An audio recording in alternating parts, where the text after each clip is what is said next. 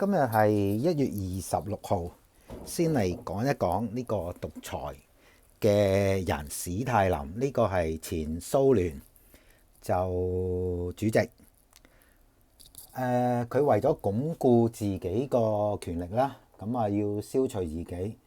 喺1937啦至到38年咧就進行大清洗。咁呢個時期咧，受害嘅人數就話唔係話普通嘅人，即係藝術家或者農民嗰啲人，包括埋軍隊嘅將領都有好多。咁當然啦，通過呢個叫做秘密警察、嚴刑逼供啦、偽造罪名同埋快速嘅處決，咁樣咧就肅清一大班人嘅。咁普通市民俾佢清走嗰啲咧，藝術家俾佢清走嗰啲咧，呢啲就冇造成乜嘢巨大嘅破壞。不過因為有高級將領俾佢清洗走咗，因此導致之後就係納粹德軍入侵呢個蘇聯嗰陣時，初期嚟講咧，蘇聯紅軍咧係節節敗退嘅，因為冇咗人才啊嘛。呢個就係一個叫做好明顯嘅後遺症嚟嘅。咁呢個都冇辦法㗎啦，因為你清走咗人，你亦都冇可能喺短短嘅幾年間就可以培養出一個新嘅呢個叫做領導嘅軍事人才㗎。呢個係一件好正常嘅事嚟嘅。論呢個獨裁者嚟講呢，佢哋好多都有一啲相同嘅特質㗎喎。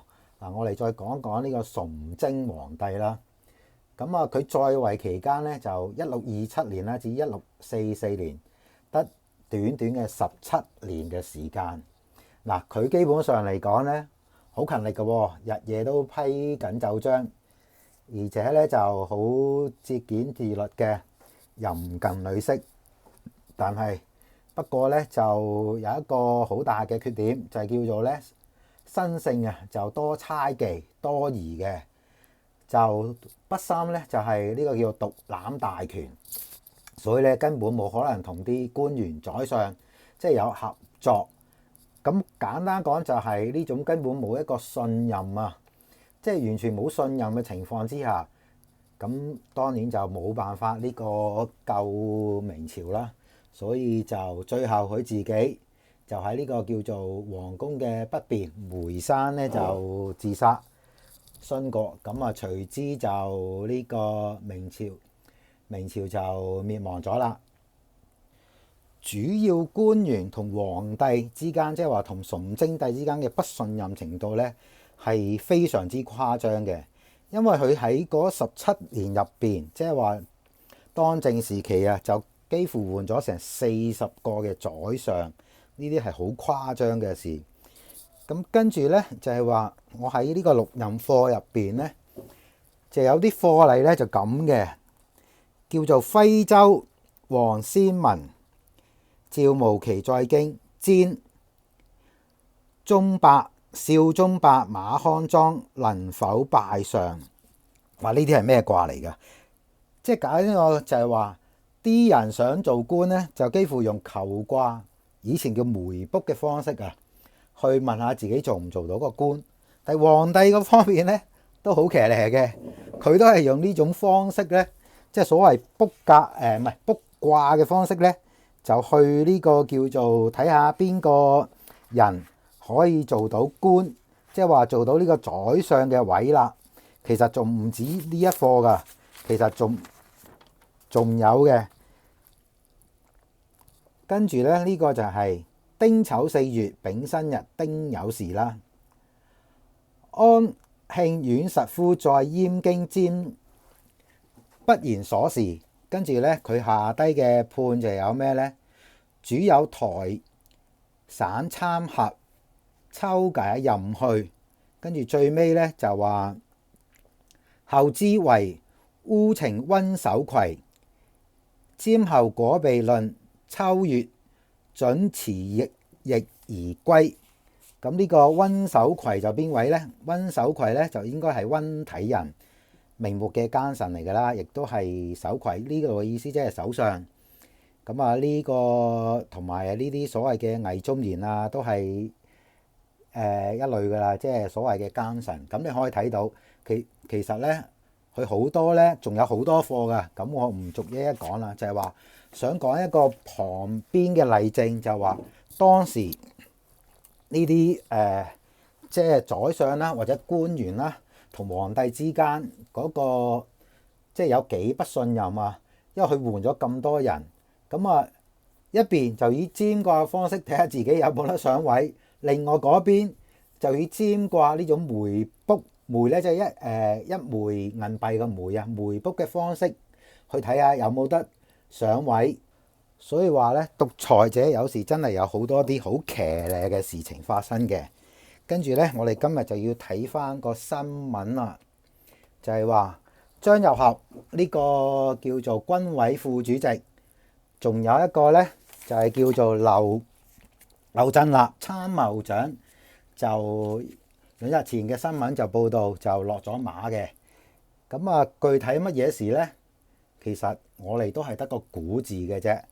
咁啊，而家嚟講，剩翻兩個就係大呢個主席，同埋另外一位副主席就係張星文。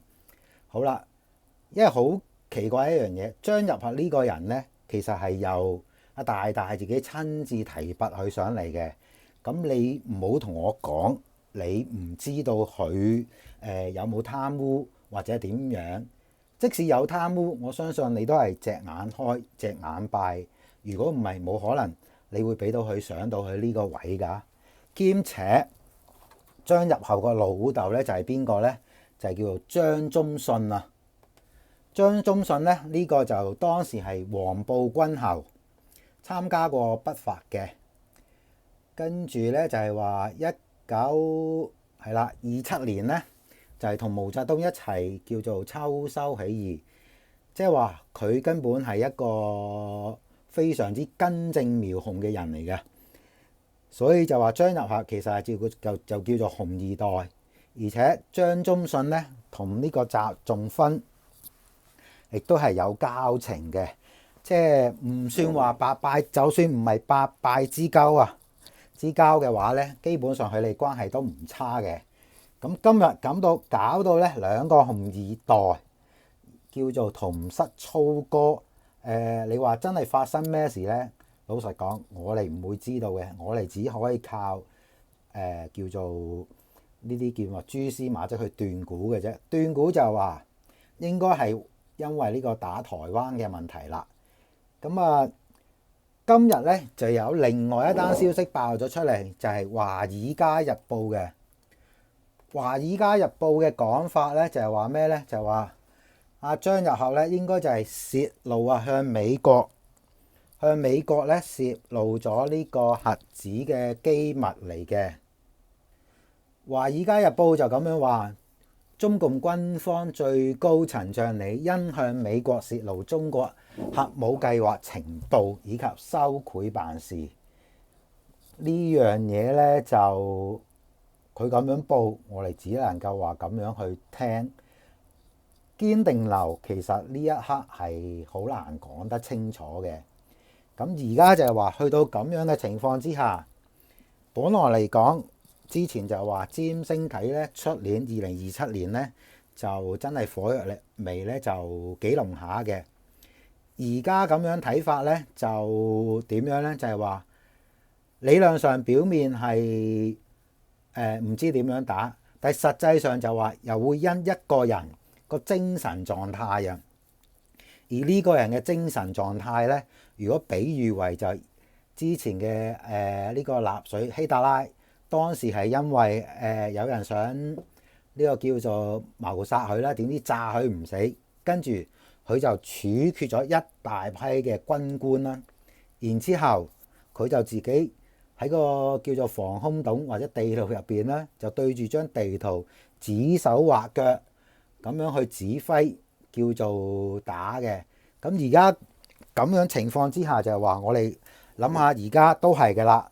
如果一個人個精神狀態去到一啲叫做幾乎係類似入咗青山咁樣嘅狀態嘅話，咁你會估係點樣咧？即係喺咁樣嘅情況之下咧，可能就係話對呢個台灣嘅風險咧，反而係增高咗嘅喎。原因係你唔知道佢幾時呢個叫做情緒發作啊。如果一發作咗嘅話，嗰陣時可能就係同呢個希特拉冇乜分別嘅咯，又係拿住張地圖咁樣就指揮嘅咯，係咪先？雖然冇錯，大家都會覺得有一句嘢就叫做蜀中就無大將，廖化作先鋒。但係而家嚟講，去邊度揾翻個廖化翻嚟呢？我就諗緊啦，就係反正佢哋就話佢哋嘅 AI 好掂噶嘛，咁可能呢位習大大就會揾 AI 當係呢個叫做廖化作先鋒，乜嘢都問 AI 啦。AI 話點樣打，我哋就點樣打啦。我諗呢個都係一個解決嘅方法。當然呢個係吹水啦。吹完水咧，就講一講呢個美國啦，而家最新出爐咗2026年啦 National Security Strategy。咁呢個咧就係話唔係，呢個係舊年公布嘅，今年嗰個叫做國防戰略 National Defense Strategy 嘅。咁呢個入邊咧就係好多人就有個疑問啦，就係話佢冇提到台灣嘅，因為好多台灣嘅人咧就有所謂嘅擔心啦。其實我覺得就冇乜必要嘅，因為佢而家列明咗一樣嘢，就係話係乜嘢咧？應該主要有4樣嘢嘅，即係重點防衛就係美國本土啦，呢個第一樣。第二樣，印太嘅地區咧係以實力而非對抗去阻嚇，即係話用一個實力話俾你聽，我唔係嚇你嚟嘅。第三，要提高美國盟友合作夥伴嗰個防務嘅分擔啦。第4樣嘢就係強化呢個美國嘅國防工業系統。本土嘅防衛主要當然就係包括呢個南美啦。本來嚟講搞掂咗委內瑞拉之後咧，應該叫做會定啲啦。但係不過而家有個唔好嘅地方，或者話危險，亦都係危機嘅一個地方就係加拿大。因為加拿大呢條總理就叫 Mark Carney 咧就同大陸咧就行得埋咗，就仲簽咗份協議，然之後話會引入咧5萬架呢個電動嘅汽車，呢啲咧全部都係一啲危機嚟嘅。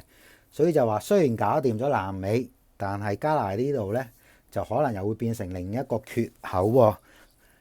好啦，跟住落嚟就係話佢要求嘅盟友要提高嘅嗰個國內 GDP 生產總值5%咧，就係核心嘅軍事支出咧就係3.5%，另外1.5%咧就係相關嘅安全支出啦。咁所以就話佢喺另外嗰邊嘅要求咧，亦都係提高咗嘅。至於你話美國佬係咪冇提到台灣就變咗放棄咗台灣？咁當然唔係啦，因為喺印太呢邊佢咪講咗咯，佢以實力啊嘛，唔係同你對抗，有咩好對抗啫？即係話俾你聽，如果你有喐手，有啲乜嘢動作嘅話，佢實力就擺咗喺度啦。之前你啲人仲可以話佢吹水，如果你睇翻就係話佢呢個軍事行動點樣對付之前嘅馬杜羅，咁你可以好肯定咁樣同你講，佢就係有實力係擺咗喺度嘅。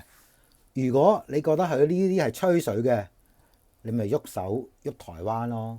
咁所以我相信喺咁樣嘅情況之下，正路嚟講就係話今年即使去到呢個冬至咧12月，我斷估咧就係台灣係相對嘅危機咧會減低嘅。唯一一個就係話呢啲某人嘅精神狀態，如果叫做咩咧興奮得滯咧，咁先至會出事嘅。正路嚟講咧，真係揾人去打，我相信都冇乜人會出嚟嘅。咁當然會唔會有人即係自告奮勇話，只要大問聲話有冇人出嚟打，可能真係有人出嚟打嘅。嗱，呢啲唔奇嘅，但係呢啲咧就係到時先算噶啦。因為始終而家嚟講資訊係發達，天上面嘅大把衛星，即係只要你有乜嘢喐動，基本上嚟講冇理由察覺唔到嘅。所以就係話，如果真係打嘅話，就係打台灣啦，就必然係會有個預警系統會喺度嘅。咁所以就係話，我嘅斷估都係就話暫時嚟講，應該台灣係唔會有啲乜事嘅。除咗呢位仁兄嘅精神狀態咧，我哋就要及住嗰位仁兄個精神狀態咁就得啦。今日講嘅嘢係咁多，拜拜。